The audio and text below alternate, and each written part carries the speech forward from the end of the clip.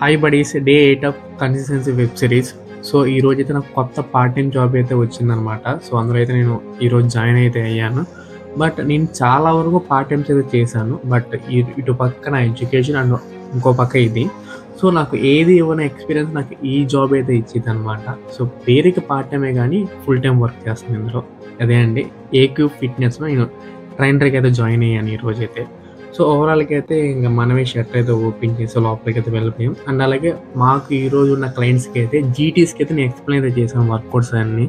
So ఓవరాల్‌గా నాకున్న experience ఏంటి అండ్ అలాగే నేను చేసిన పార్ట్ టైమ్స్ ఏంటి అనేది మీకు డీటెయిల్‌గా ఎక్స్‌ప్లెయిన్ అయితే చేస్తాను ఇప్పుడు. ఓకే, నాకున్న ఫస్ట్ జాబ్ ఎక్స్పీరియన్స్ కాదు, ఇది నా ఓన్ బిజినెస్ అనమాట. కోవిడ్‌కి ముందే ఇది చేశాను. ఏంటంటే నాకు ఆల్రెడీ ఇది అమ్మ ఒడి అని చెప్పేసి వస్తుంది కదా. సో ఆ విధంగా నాకు మనీ అయితే పడేవి. 15,000 అలా ఒక 30,000 కలెక్ట్ చేసుకొని, మాది మంగళగిరి, మా చుట్టుపక్కల కొన్ని ఊర్లు అయితే ఉంటాయన్నమాట. సో ఆ ఊర్లో వాళ్ళు ఏం కొనాలన్నా సరే మంగళగిరికి వచ్చి కొనేవాళ్ళు.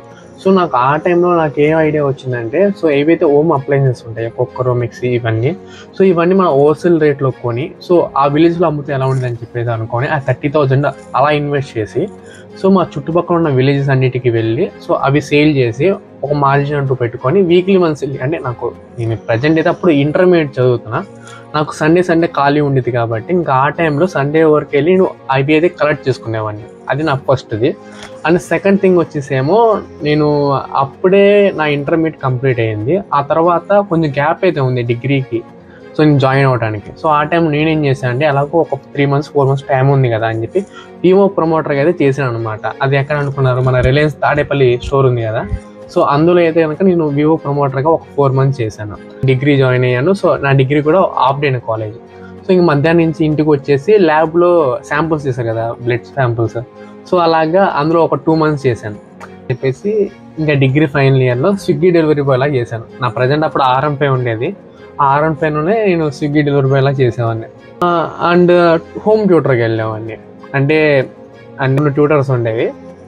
ఒకటేమో ఒక హోమ్లో, ఇంకో హోమ్లో. అలా నాకు 7,000 వచ్చాయి. ఇది పీజీలోనే. నా డిగ్రీ వరకు స్విగ్గీ డెలివరీ బాయ్ అండ్ పీజీకి వచ్చిన తర్వాత హోమ్ ట్యూటర్ చెప్పేవాడిని. 2 వచ్చేవి. అలాగా ఆ 7,000 వచ్చినా సరే నేను జిమ్కి పెట్టేవాడిని ఫీజు. ఒక 7,000 2,000 దానికే పోయేవన్నమాట. సో ఒకరోజు అడిగా, అలాగ నా ఇంటర్మీడియట్ నుంచి నేను జిమ్ చేస్తున్నా.